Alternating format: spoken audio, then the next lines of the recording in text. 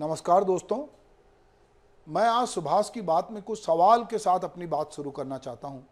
दरअसल अभी अंधश्रद्धा निर्मूलन जो कानून है महाराष्ट्र में, उस कानून को खत्म करने की बात अभी होने लगी है। नासिक के जो पीठाधीश हैं उन्होंने कहा है कि इस कानून को समाप्त कर देना चाहिए।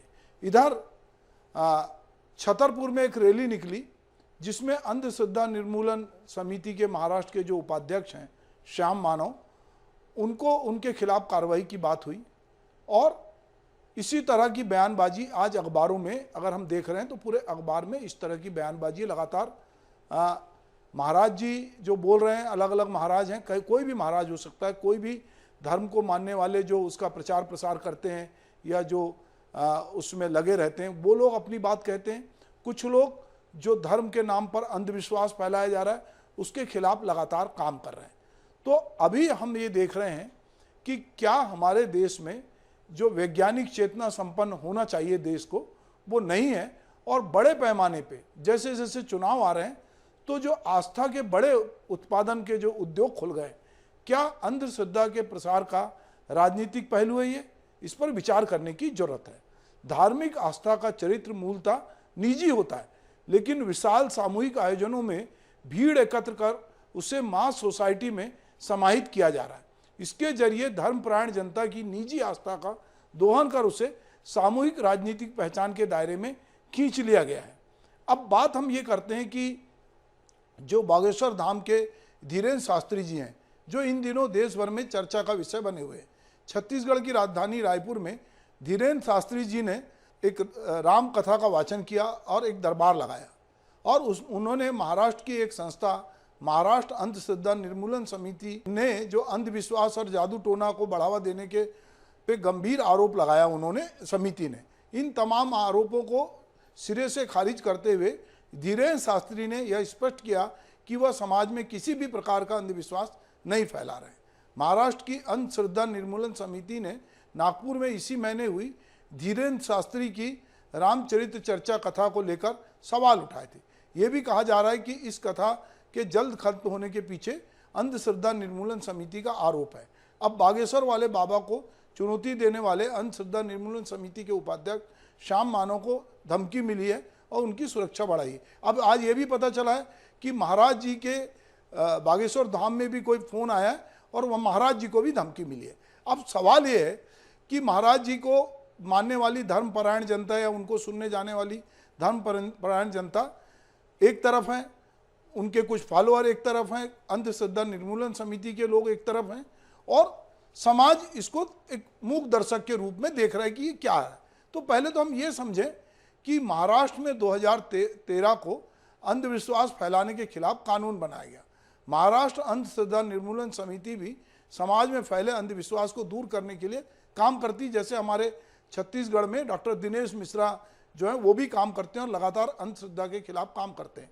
तो महाराष्ट्र की अंधश्रद्धा निर्मूलन समिति का गठन 1989 में किया गया। महाराष्ट्र की इस समिति ने के पूर्व अध्यक्ष रणेंद्र दोभाल की हत्या 2013 में कर दी गई। डॉक्टर दोभलकर धर्मांध, जातिवादी, पाखंडी तत्वों के लक्ष्य बने रहे और अज्ञात बंदूकधारियों ने उनकी 20 अगस्त 2013 को निर्मम हत्या कर दी। हत्यारों का लक्ष्य था डॉक्टर दाभोलकर के संगठन और विचार को कुचलना। दाभोलकर की मृत्यु के कुछ ही दिनों पूर्व महाराष्ट्र अंधश्रद्धा निर्मूलन समिति ने 1995 से की जा रही जादू टोना प्रतिबंध अधिनियम पारित करने की मांग को जो कहा, उसे महाराष्ट्र सरकार की निष्क्रियता, उपेक्षा और उदासीनता को उजागर करते हुए कृष्ण पत्रिका का प्रकाशन किया था। हत्या से उभरे लोग क्षोभ के आगे घुटने टेक कर महाराष्ट्र सरकार अंततः महाराष्ट्र नरबली एवं अन्य अमानुष, अनिष्ट, अघोरी प्रथा तथा जादू टोना प्रतिबंधक और उन्मूलन अधिनियम 2013 अध्यादेश के जरिए अमल में लेकर आए और उसके लिए डॉक्टर नरेंद्र दाभोलकर को शहीद होना पड़ा।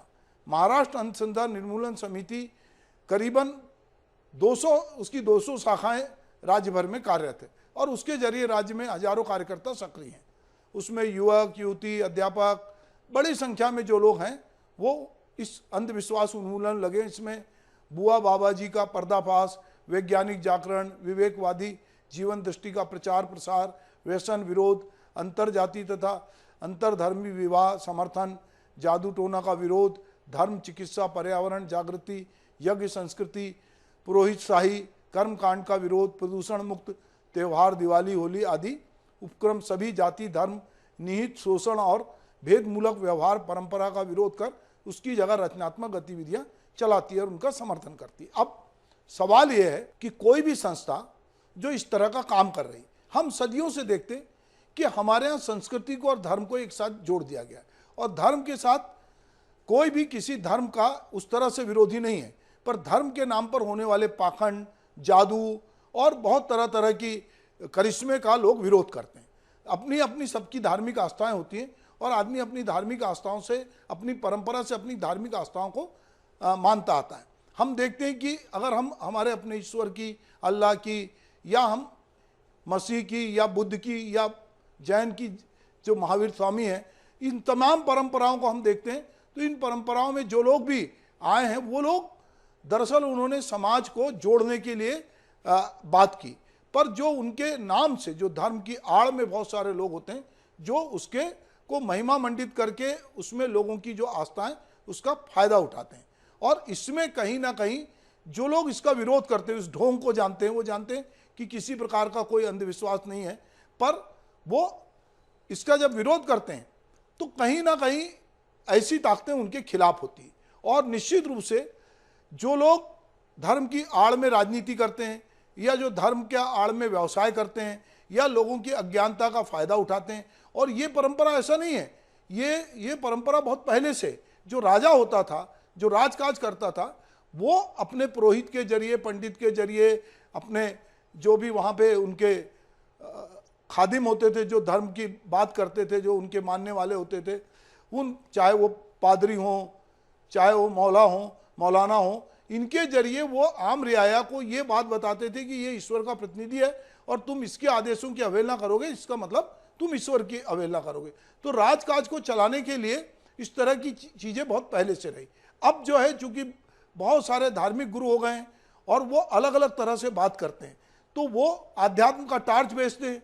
वो लोगों को, चूँकि लोग थके हारे हैं, परेशान हैं, उनकी बहुत सारी दिक्कतें हैं, तो उन लोगों को उनके बीच में वो एक आशा का संचार करते हैं।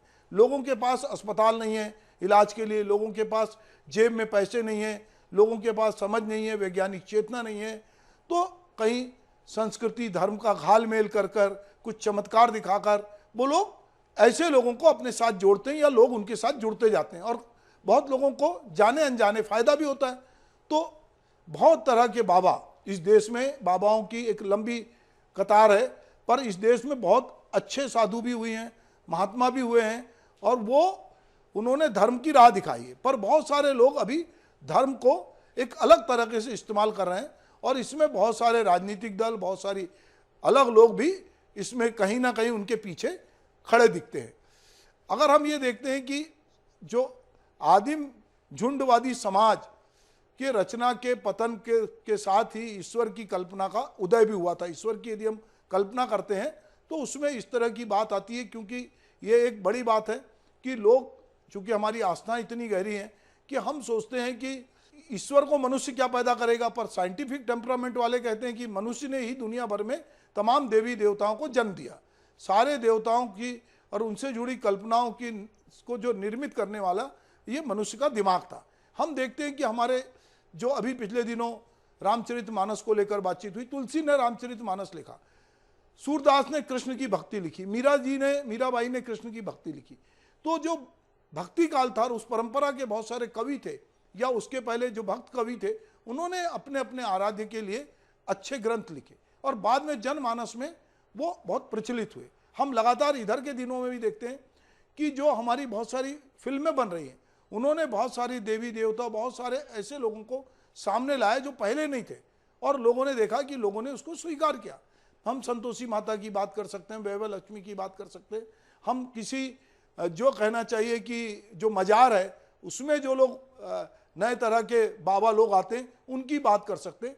एक महिमा मंडन होता है। हम देखते हैं कि हम शिरडी इतना लोकप्रिय हुआ फिल्मों के जरिए, मीडिया के जरिए कि शिरडी के साईं बाबा आज बड़े बड़े देवताओं से आगे निकल गए। तो ये कहीं ना कहीं हमारे यहाँ, और चूंकि हिंदू धर्म में बहुत सारे देवी देवता है, बहुत सारे समूह हैं, तो लोग अपने अपने देवता भी चुन लेते हैं। पर जहाँ पर देवी देवता चुनने के लिए बहुत ज़्यादा स्कोप नहीं है, तो वो घूम फिर कर उनके धर्म के बीच में जो बहुत सारी जाति उपजाति है उसके मतभेद होते हैं, और लोग उसमें अपने अपने देवता की पूजा करते हैं। पर अंततः हम सब लोग जो देवी देवताओं को या किसी ऐसी शक्ति को मानते हैं जो अदृश्य है, जो लोग इस पर विश्वास करते हैं, उनको लगता है कि सृष्टि की रचना में कोई अदृश्य ताकत है। यह एक अलग मुद्दा हो सकता है और ये लंबी बहस का मुद्दा हो सकता है। यहाँ बात हो रही है कि हम ये जो हमारे यहाँ हो रहा है इस पर हम बात करना चाहते हैं, गंभीर विमर्श करना चाहते हैं। इस पर लोगों ने कहा है, अब जैसे ये बाबा जी आए, शास्त्री जी, अब इन्होंने कहा कि तुम मेरा साथ दो, तुम्हें हिंदू राष्ट्र दूंगा। अब सवाल ये है कि हम जिस देश में रहते हैं, हमारे पास 1947 में चुनने को था, तो हमने अपने राष्ट्र को धर्मनिरपेक्ष चुना, और जिसको पाकिस्तान को अलग होना था हो गया। अब धीरेन्द्र शास्त्री जो कि एक किसी पीठ के महाराज हैं, कोई प्रवचन करते हैं, अब वो हिंदू राष्ट्र की बात कर रहे हैं। अब जब वो हिंदू राष्ट्र की बात करते हैं तो हिंदू राष्ट्र की बात बहुत सारे लोग कर रहे हैं, तो वो लोग कौन हैं जो हिंदू राष्ट्र की बात कर रहे हैं? सवाल यहाँ हिंदू, मुसलमान, क्रिश्चियन इसका नहीं है, बुद्ध का नहीं है। यहाँ सवाल है एक अंधविश्वास की। जिस कानून को लेकर मैं बात कर रहा हूं उसकी बात हो रही है। धर्म शब्द का उपयोग अलग अलग प्रकार से होता रहा है। मतलब ये कहीं प्रकाशमान जो सूर्य है वो भी एक प्रकार का, हमारा चंद्र भी हमारा धर्म है। धर्म शब्द का अर्थ गुण धर्म के नाते आता है। माता पिता के आदेशों का पालन करना बच्चों का धर्म है। यहाँ धर्म का अर्थ है कर्तव्य। प्यासे को पानी देना, शरणार्थियों को सुरक्षा देना भी धर्म है। यहाँ धर्म का अर्थ नैतिकता के नाते है। मेरा धर्म हिंदू, मुसलमान, बौद्ध आदि है, इसका अर्थ है उपासना पद्धति और श्रद्धा है। आधुनिकता और वैज्ञानिक दृष्टि का उदय और विकास केवल 400 वर्षों की परंपरा को दिखाता है। संगठित धर्म का उदय इसके कई साल पहले हो चुका है। जीवन के सभी धर्म संकल्पनाओं में प्रभुता है। विज्ञान के आरंभ होने से पहले उसका स्वरूप व्यापक और सामर्थ्यशाली था। अव्यक्त मन का हिस्सा बन चुकी जो एक कर्म कांड है, मानसिकता और उसके अनुरूप जुड़ी श्रद्धा, दोनों मन में निहित सामर्थ्य के कारण विवेचन से दूर ही रहती है।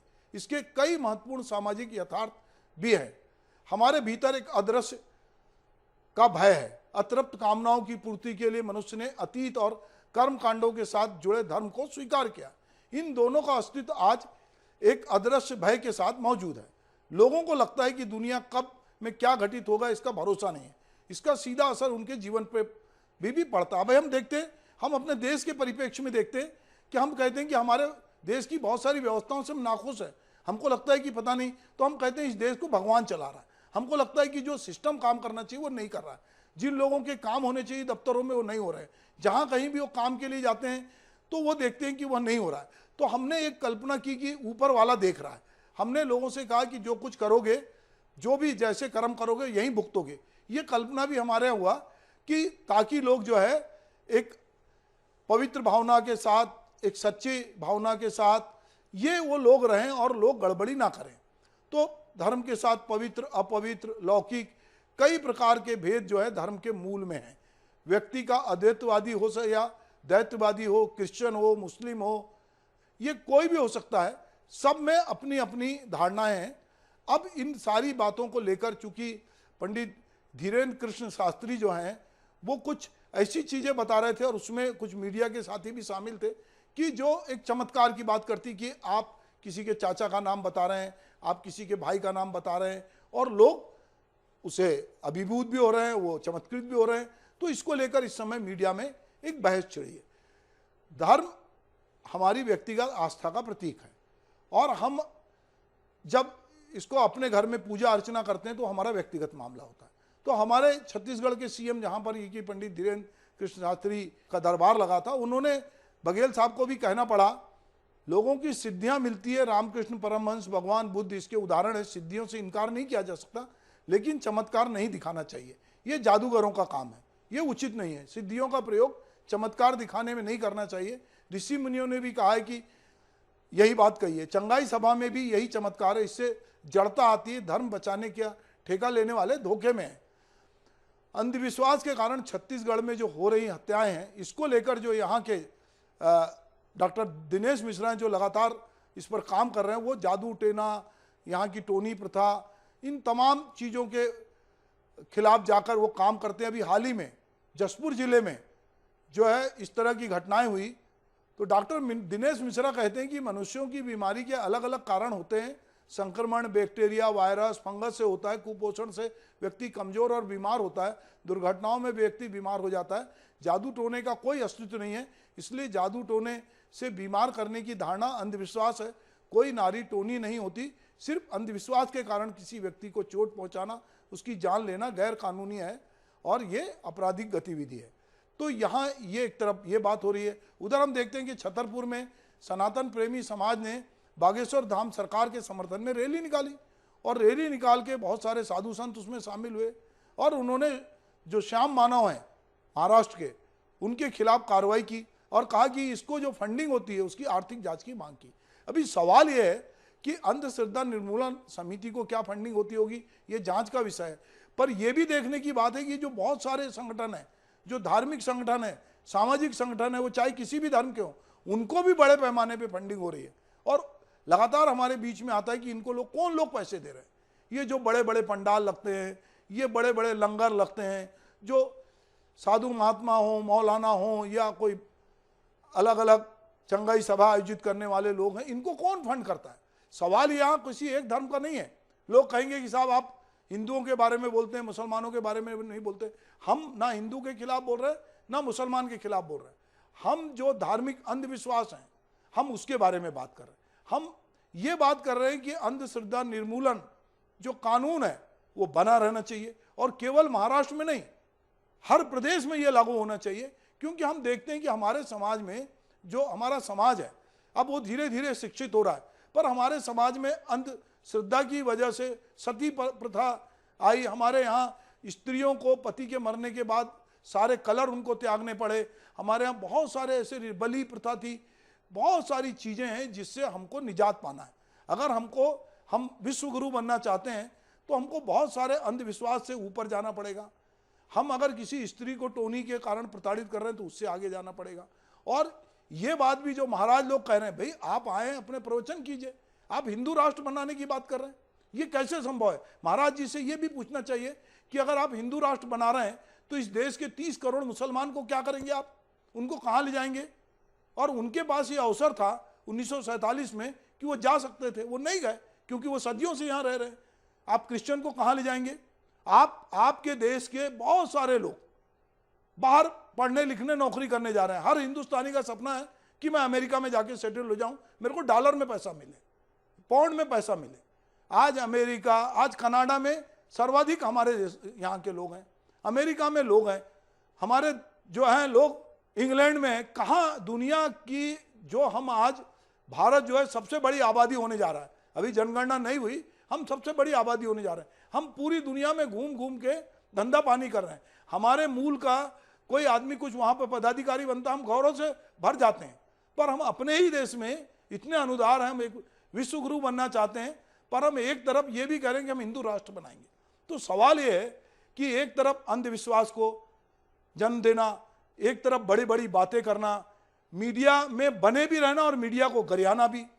और मीडिया के लोगों का या जो लोग समाज में पावरफुल हैं वो लोग यदि अंधविश्वास के खिलाफ जो कुछ मुहिम चल रही है वो अंधविश्वास का समर्थन करें या उसको धर्म से जोड़ें, तो ये बहुत ही हास्यास्पद है और बहुत ही चौंकाने वाली बात है कि हम आज भी जो हम कबीर की परंपरा से आते हैं, कबीर साहब ने जाने क्या नहीं कहा, तो उन्होंने कितना लतियाया। जो हमारे देश के अंधविश्वासी लोग थे उनको कब से लतियाते आ रहे हैं और एक परंपरा है। दूसरी बात, हम मंडन मिश्र के देश में भी रहते हैं जहाँ पे शास्त्रार्थ की परंपरा है, लोग शास्त्रार्थ करते हैं।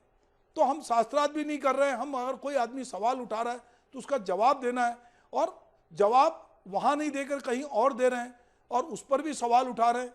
तो ये इस समय एक मीडिया भी एक प्रकार से जो चूंकि उसके पास को टीआरपी चाहिए, तो बहुत सारे बाबा और बहुत सारे ऐसे लोगों को दिन भर प्रचारित कर रहे हैं, महिमा मंडित कर रहे हैं और उनकी शरण में जा रहे हैं। तो टोल भी हो रहे हैं। ऐसा नहीं है कि ये लोगों को ये भी दिख रहा है कि ये लोग कर क्या रहे हैं। तो धीरे धीरे जो लोग कह रहे थे कि गोदी मीडिया, उसको लोगों ने कहा कि ये मीडिया गोदी से भी अब नीचे जा रहा है। तो ये बहुत सारे सवाल हो रहे हैं, और चूंकि ये सुर्खियों में है, तो मुझे लगा कि क्यों ना हम इस पर सुभाष की बात करें, हम क्यों ना उन चीज़ों की बात करें कि हम किसी धर्म के खिलाफ बात नहीं कर रहे हैं, पर हम धर्म के नाम पर होने वाले अंधविश्वास, अंधश्रद्धा और बहुत सारे पाखंड का विरोध करते हैं। हमको लगता है कि दोऊ जन तीरथ चले चित चंचल मन चोर, और एकौ पाप न उतरिया दसमन लादे और। तो ये जो दसमन लाद के चल रहे हैं धर्म के नाम पर, जो धार्मिक जनता है, अगर उसको इस तरह से कहीं ना कहीं मोटिवेट किया जा रहा है, उसको पोलराइज किया जा रहा है, तो ये बहुत चौंकाने वाली बात है।